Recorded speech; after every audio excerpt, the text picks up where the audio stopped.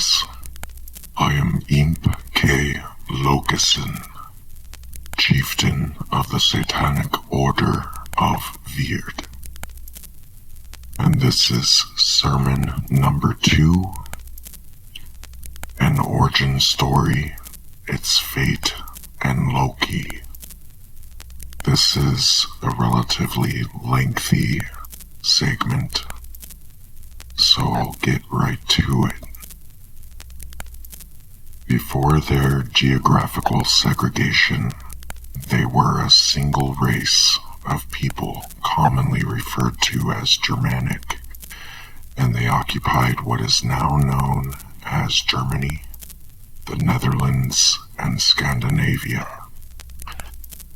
These Germanic people were pagan, and when their beliefs eventually transformed to Norse theology, cosmology, philosophy, etc., post-segregation and during the Viking era, their paganism was a veritable belief system, consummated with 9 realms of the cosmos, the universal life force accompaniment, gods and goddesses, and social or existential levels of gods and goddesses, rituals and ritual sacrifices, celebrations and traditions, and so on. Peculiarly, the stories of the gods and goddesses and their ultimate fate, as well as the fate of the world and the universe, share a common figure. One would assume that I'm referring to Odin, or Thor, perhaps Heimdall, or Freya. On the contrary, I'm referring to Loki, or Loka i Norsk. Loki is featured in so many of the ups and downs of the stories concerning the gods and goddesses, and usually when it's a more imperative tale. You can easily corroborate this observation by reading the tales yourself. However, I will provide a brief account with Loki as our compass. As we know, Loki often challenges the status quo in regard to societal expectations and the laws of nature. The trickster, akin to sermon number 1. In the tales, Loki is portrayed as a scheming, slightly cowardly trickster who cares only for shallow pleasures and self-preservation. We know that there's much more to Loki than these impromptu observations, but I digress. He may also be viewed as playful, malicious, helpful, and even irreverent and nihilistic. He is a shapeshifter, mothering and fathering numerous creatures and/or beings throughout an elongated timeline, including but not limited to Sleipnir, otherwise known as Odin's 8-legged horse, Narfi and Vali, Jormungandr, Fenrir, Hel, or Hela. Examples of Loki's frequented imperative tales are as follows. The fortification of Asgard. Asgard being the commonly referred to as one of splendor and majesty, where the Aesir reside, the sacred home of the greater gods of the Norse pantheon. Here, Odin foresees an impending threat, the Jotuns, and decides that they must fortify their defenses. During fortification, Loki not only contributes to the creation of Mjolnir, Thor's hammer, but in the effort to fortify Asgard, ensures that the wall would be built and fortified to completion for less compensation by sleeping with the hardest worker of said wall, a stallion, Svadilfari. he conceives and gives birth to Sleipnir, Odin's eight-legged horse. Here he has produced three imperative elements of Norse lore: Mjolnir, Sleipnir, and the fortified wall encompassing Asgard itself. In the tale of the kidnapping of Idun, Loki winds up in the hands of a ferocious and angry giant, Thiazi, who threatens to kill Loki unless he brings him the goddess Idun. Loki complies in order to save his own life, and then finds himself in a less than gratifying position of being threatened by the gods with death, unless he rescues Idun. He agrees to this request for the same reason as he did with Thiazi, shapeshifting into the form of a falcon. He then carries the goddess back to Asgard in his talons. Thiazi pursues him desperately in the form of an eagle, but having almost caught up with Loki as he nears his destination, the gods light a fire around the perimeter of their fortress. The flames catch Thiazi and burn him to death, while Idun and Loki reach the halls of the gods safely. Loki ultimately comes to the aid of the gods, but only to rectify a calamity for which he himself is responsible. This theme is repeated in numerous, and as I said before, imperative tales. After Thiazi's death, the giant's daughter, Skadi, arrives in Asgard and requests indemnity for the slaying of her father. One of her demands is that the gods make her laugh, something which only Loki is able to do. To accomplish this, he ties one end of a rope to the beard of a goat, and the other end to his testicles. Both Loki and the goat screech as one pulls one way and the other pulls toward the opposite direction. Eventually, he falls over into Skadi's lap, and the giantess cannot fight the urge to laugh at such a foolish demonstration. Once more, Loki comes to the aid of the gods, but simply by being childish and outlandish, not by accomplishing any feat that anyone would have found to be honorable. Any harm or inconvenience Loki may have caused the gods was always rectified, and he brought them many conveniences too. Sadly, he'd realized that, in a sense, they were beneath him. He regularly ran circles around them, lifting them up and taking them down. The implications were seemingly endless. He began to hate them. His disgust grew, and as it grew, so did the severity of his mischief. He began to question why these gods were worshipped in the first place, and ultimately decided that they were unworthy of our praise. You can witness this transformation firsthand by reading the tales, like watching a smile turn to a frown. He would soon make the decision to break away from the Aesir and have 3 more children: the giant serpent, Jormungandr, the giant wolf, Fenrir, and Hel, or Hela, a half-beautiful, half-morbid, and altogether repellent female humanoid who became the ruler of Helheim, realm of the dead. He eventually tricked the god Huld into inadvertently killing one of the most beloved gods in Asgard, Baldur. This treachery marked the beginning of Loki's descent into darkness, and the change in the tides of a more or less stable universe, or multiverse. He transformed into a raven and went home to Jotunheim, realm of the giants. There he told the giants that it was time to build the ship Naglfar, a ship that will one day sail to Asgard on the day of Ragnarok, the end of days.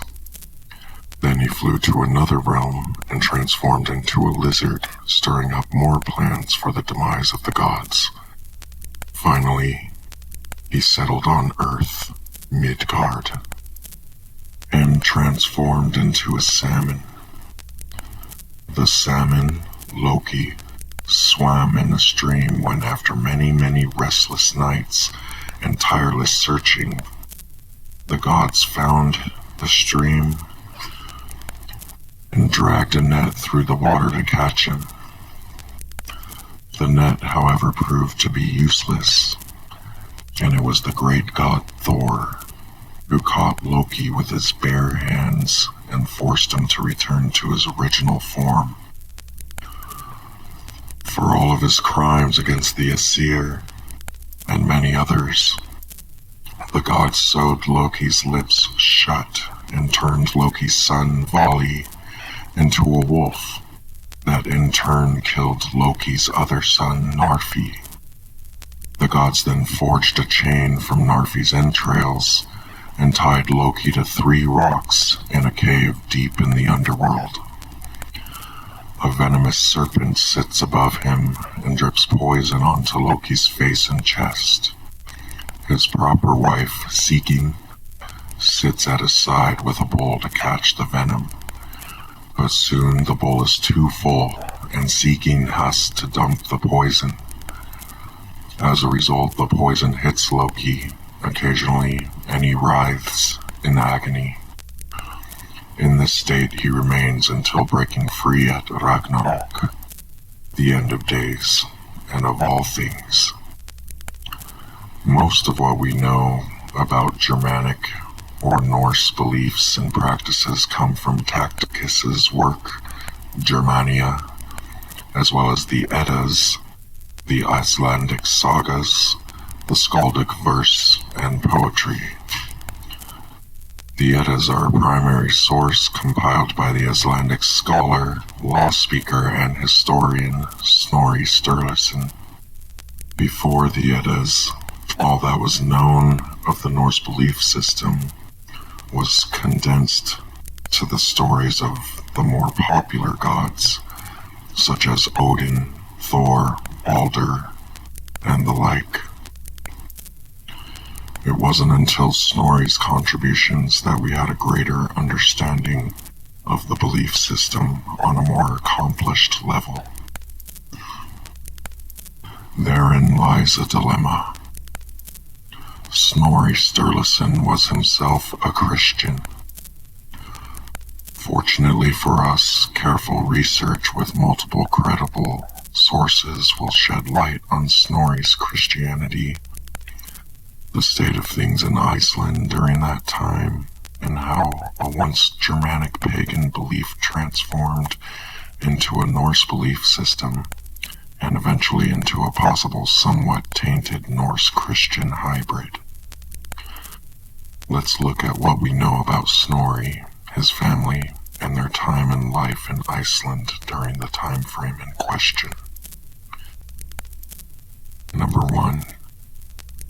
Following Icelandic law after the year 1016, Christianity became the only legal religion in Iceland, and the penalty for breaking this law was a 3-year exile and sometimes even death.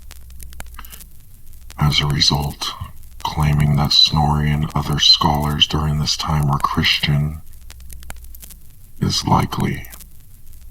In fact, numerous sources state that Snorri's nephew and other family members were actually publicly accused and tried for being followers of Odin. Number 2. Skaldic poems and the tales within the Eddas were well known among all inhabitants, and before Christian laws, were outwardly sung and spoken. To alter any of these highly regarded narratives would mean excessive punishment by his peers and fellow men. Number 3. Snorri was the highest regarded historian for the Middle Ages. To overstate history, as as such a historian would be his professional and personal undoing.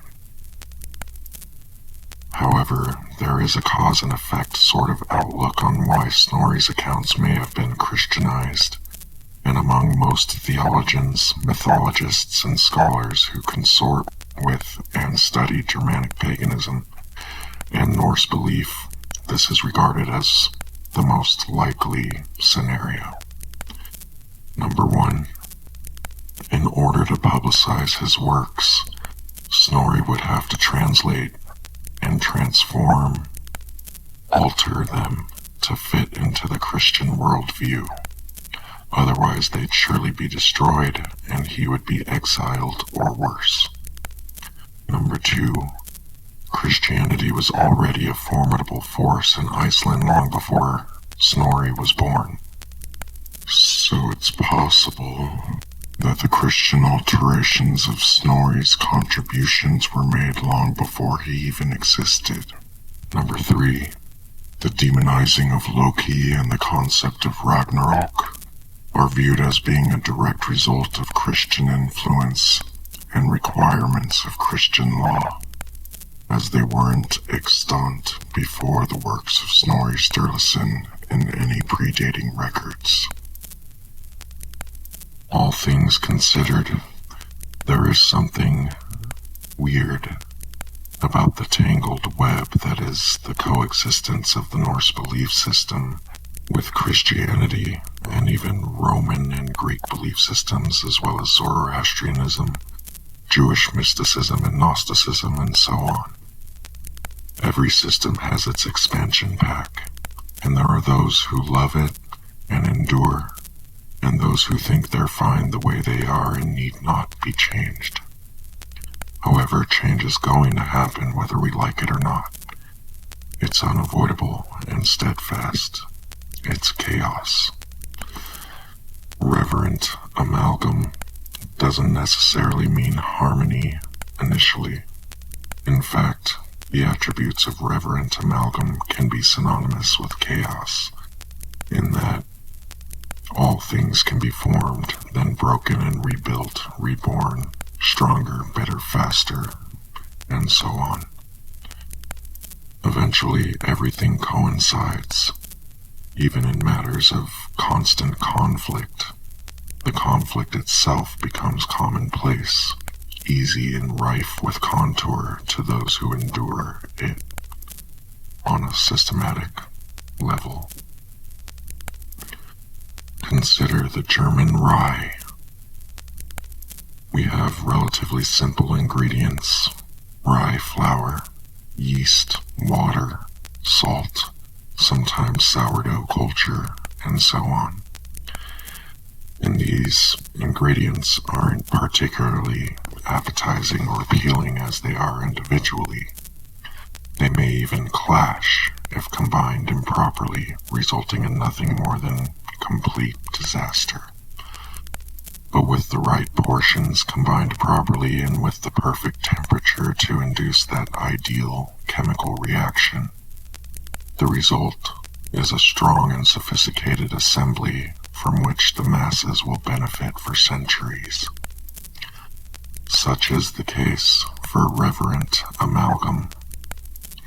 It may happen peacefully and naturally at times, but in most cases, this type of amalgam is an end result of struggle or conflict, chaos, a chemical reaction in a sense that painfully breaks down the involved constituents until they're all part of a refined, tempered, singular unit.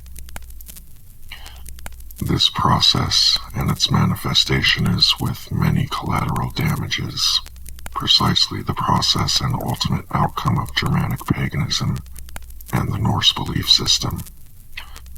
Yes, Snorri was murdered, as were countless other Scandinavians, Anglos, Celts, and basically a substantial percentage of every culture in the world to make it so.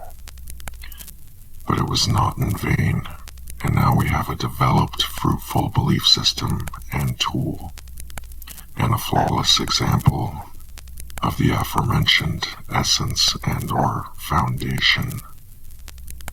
Not only did the Norse belief system survive its splice, complete with all its demands, but it also flourished with what is now known as S.O.W, those awesome men and women that make up Grimfrost, those who individually practice the ways of the Wyrd, Sather, and Galder, and the pagans, Wiccans, and even some of the national socialist movements, and so on, who study, practice, and incorporate it into their systems. The Norse belief system is more powerful than ever before. The Satanic Order of Wyrd is no exception in respect to those who incorporate the Norse belief system and its practices. And we too have our own views on the process and the results of its amalgam, as well as the implications of the amalgam's virtual ingredients. In fact, from the ways of the Wyrd and Norns, Sather and Galder, to Yggdrasil and the Nine Realms, and the ways of Wyrd and Orlog, we here at the Satanic Order of Wyrd will attest that our order's core beliefs and practices are predominantly those of the Norse belief system. But we'd be remiss if we didn't recognize our own personal ontogenesis. The Satan, Loki, his symbolic attributes and their ramifications, and his vital significance to universal existence. The title of this sermon and the amalgam's constituents are simple and covered in bulk within the first introduction of my book. Satan isn't Satan's name. Satan is a position or title, meaning the accuser or the adversary. And there are ancient Hebrew scriptures that predate the Bible that state in specific detail that there have been multiple fallen angels and rulers of hell, some of whom still serve God. That being said, due to the components that make up this amalgam, primarily composed of Germanic paganism, Norse belief systems, the Roman belief system, and Christianity being an amalgam in itself of Zoroastrianism, Judaic sects, the zodiac, and pagan sun worship, as well as ancient Egyptian theology, and so on.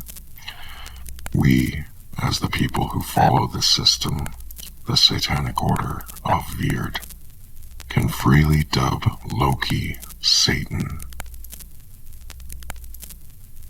More symbols. The serpent. The Urnus snake design consists of two snakes intertwining and swallowing each other's tails. Its origin follows on the entrance to the 12th century Urnus stave church in Ornith, Norway, as well as Germanic pagan brooches dating back to the Iron Age.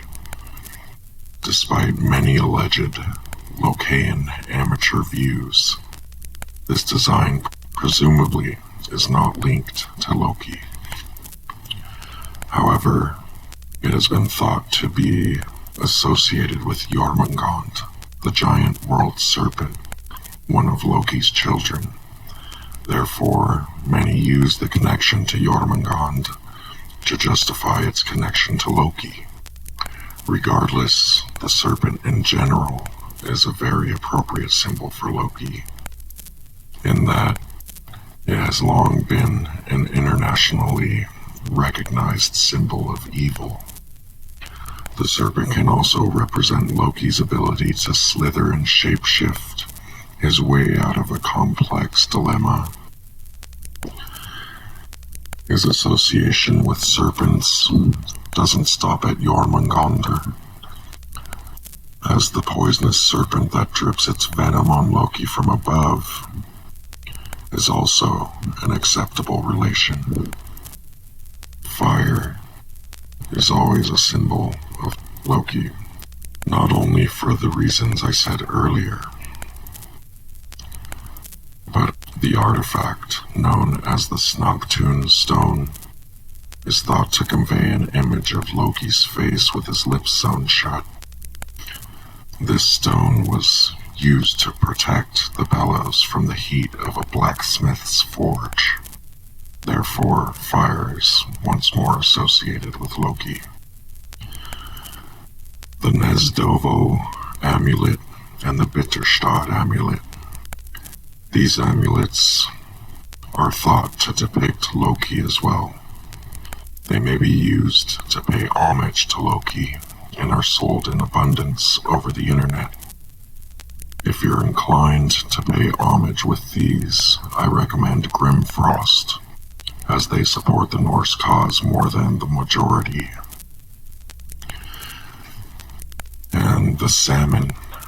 The salmon is another symbol of Loki, as he transformed into the salmon when hiding from the gods following his treachery and murder of Balder. You might be asking yourself, why Loki? But first and foremost, let's break down the reasons why people believe in any deity. There are many reasons. The three most popular reasons may or may not be evident.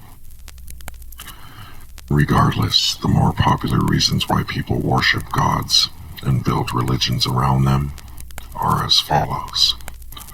1. To explain natural and supernatural phenomena. 2. To instill moral and ethical values. 3. To have something to look forward to after death. Some of the not so popular but still well-known reasons why people worship gods or deities are more or less self-serving.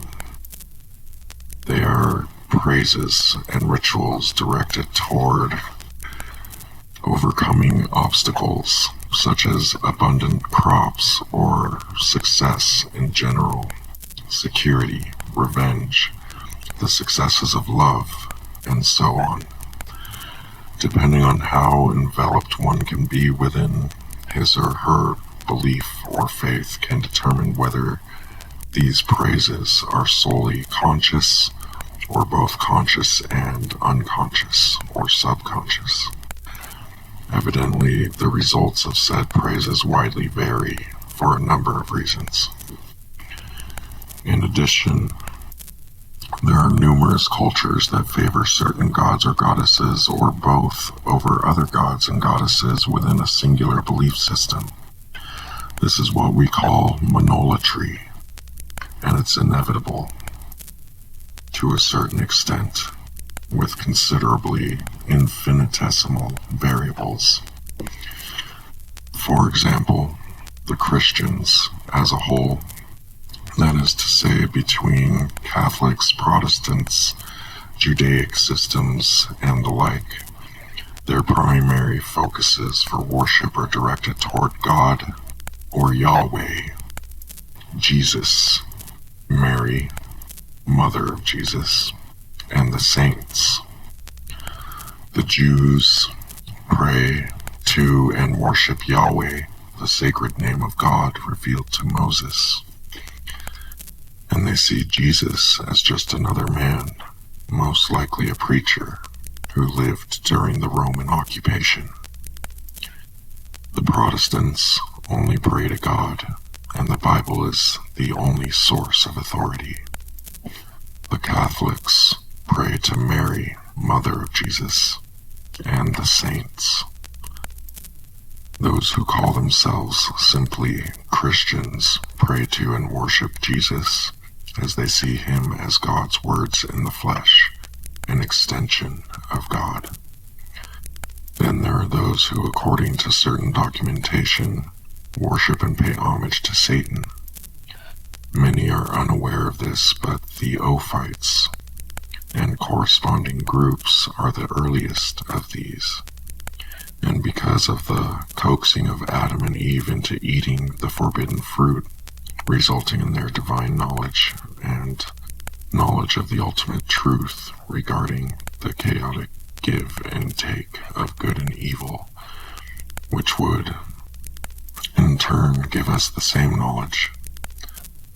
These Ophites, or the cult of the serpent, respected and paid homage to Satan or the serpent or both. Clearly, these examples are only a fraction of the otherwise ample case that is monolatry.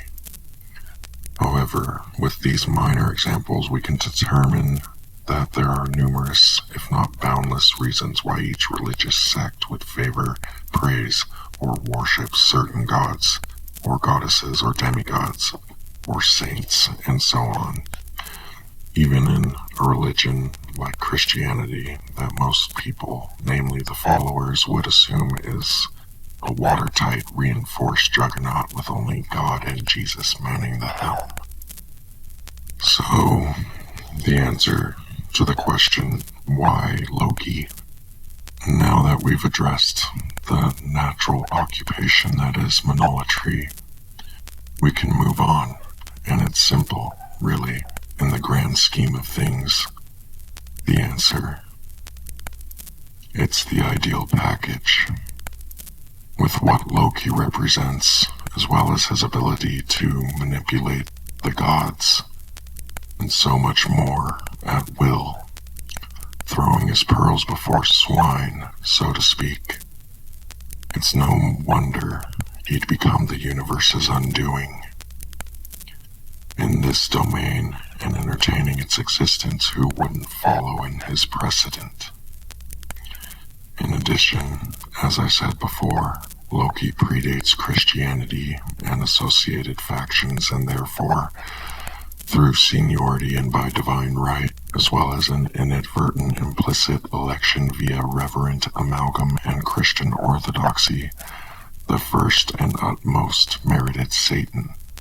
And Satan is the ideal choice because of what Satan represents: rebellion and the questioning and challenging of authority, indulgence in sin, as it leads to self-gratification and an overall sense of well-being, that we have freedom of will and our fate may be formed by that of our choosing, that it is possible to reach our highest personal potential if we take the necessary steps to make it so, and that man is just another animal, more often worse than those that walk on all fours.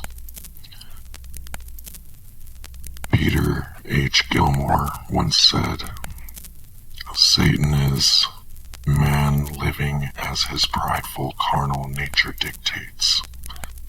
The reality behind Satan is simply the dark evolutionary force of entropy that permeates all of nature and provides the drive for survival and propagation inherent in all living things. The Satan Loki is all of this and more, meeting and exceeding all expectations demanded by satanic criteria. Furthermore, he is the quintessential choice for humanists and creationists alike, in that he is ever present in this powerful Reverent Amalgam, and simultaneously, due to his nonpartisan prestige, and as stated previously, his determination that the gods are unworthy of our praise, he plainly condones the technological and scientific progression of mankind. In fact, progression by any means that we deem necessary as a collective or individually would surely be beneficial to him in the future, especially if it means putting ourselves before the gods or God. Of course, The implications as to why he'd condone our behaviors toward progression are quite possibly negative. However, our undoing and the carnage that will befall our world or universe is an inevitability, and we're powerless against it. Fortunately, there is a solution. Nevertheless, I'll revisit that subject in a later sermon. Loki's role in the Satanic Order of Wyrd is one of versatility, and the best way to describe our relationship would be to dichotomize, isolate, and expose. We've already uncovered two ways to a degree in which one could embrace Loki in a religious or spiritual nature: theistic reverence and the associated worship therein, as well as the use of Loki as a representation or symbol. The use of Loki as a symbol can be applied to atheism in very much the same way that Satan is applied to the popular factions, the Church of Satan, and the Satanic Temple. The third and final way that Loki can be received is that which contains both theism and atheism, the agnostic approach. Agnosticism is the view that the existence of God, of the divine or the supernatural, is unknown or unknowable. Agnosticism can be deceptive, as there are wavering variables and drifting biases that may be taken into account. For example, one may be atheistic yet be aware that his or her convictions could conceivably be wrong, giving way to the possibility that there may be a deity somewhere in the universe or multiverse.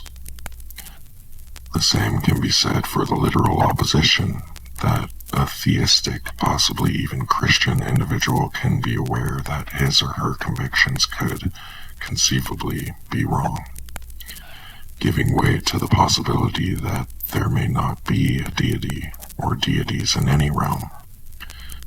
We'd just be food for the earth, as it were. And there are so many fluctuations involved that they're nearly immeasurable. In a way, this is a perfect example of Loki and of chaos, and this is where we come in. Although we hold dear the ways of the Norse belief system and all that they entail, from the practices of the Vidki and Norns, Sather and Galder, to the concept of Yggdrasil and the Nine Realms, and the ways of Wyrd and Orlog. And despite the fact that we embrace it and we practice it, that it's our foundation, our essence, and even though it's one of the greatest tools to activate and manage our individual cosmic energies, in the face of our idol, the Satan Loki, we too are agnostic. We are agnostic because unless cold hard evidence is provided, or a universal telepathic transcendent understanding is achieved, or a universal comparative vision occurs, no one knows exactly what the afterlife is or what it contains. To depend on literature or the message of a filtered system without the means of understanding not only its foundation, but also the foundation's origin, even the cause of the origin itself, is extremely unsubstantiated.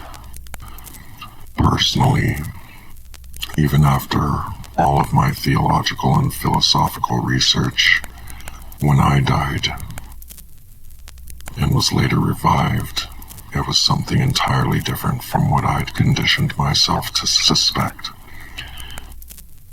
Even if it was just a glimpse, or quite possibly a byproduct of my physical condition during that evening. Eventually, I would learn to neutralize myself and unlearn much of what I'd consumed. I would learn to know myself unconditionally before taking on the universe or multiverse.